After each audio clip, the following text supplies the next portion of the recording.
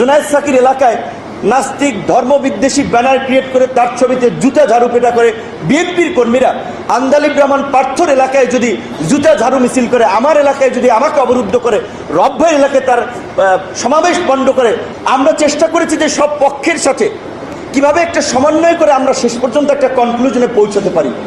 তো ঐক্যমত্য কমিশনের আলাপ আলোচনায় আমরা একমত হয়েছি যে যেহেতু অনেকে গণভোট চাচ্ছে, আমি ব্যক্তিগতভাবে আমার দলও গণভোটের পক্ষে, যেটা জাতীয় সংসদের এলইডি ভবনে আমরা ঐক্যমত্য কমিশনের সাথে আলাপ আলোচনায় বলেছিলাম।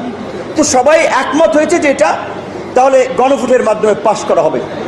এখন ঐক্যমত্য কমিশন আরও 3 মাস আগে শেষ করতে পারত, 6 মাস আগে শেষ করতে পারত, তারা তখন একটা গণভোট করে শেষ করতে পারত।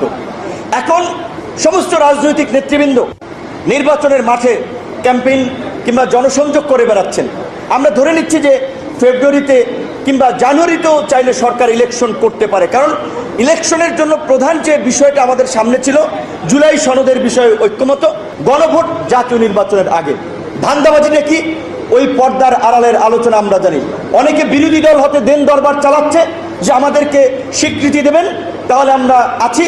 অনেকে 10টার জায়গায় 15টা সিট বার্গেনিং করার জন্য এটাকে একটা টুল হিসেবে সামনে নিয়ে এসে নির্বাচন নিয়ে একটা অনিশ্চয়তা তৈরি করতে চাচ্ছে শুধুমাত্র তাদের ব্যক্তিগত স্বার্থে।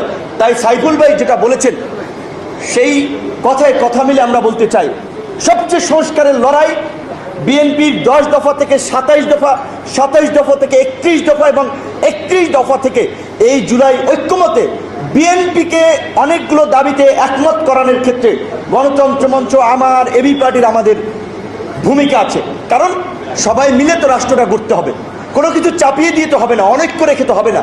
তো কাজে আজকে যে গণভোটের দাবিটা তোলা হচ্ছে, সহজ ভাষায় আপনারা একটু বুঝেন এবং বলেন, ডিসেম্বরে যদি তফসিল হয়, ফেব্রুয়ারিতে ইলেকশন হয়, সময় বাকি আছে নির্বাচনের আগে 1 মাস।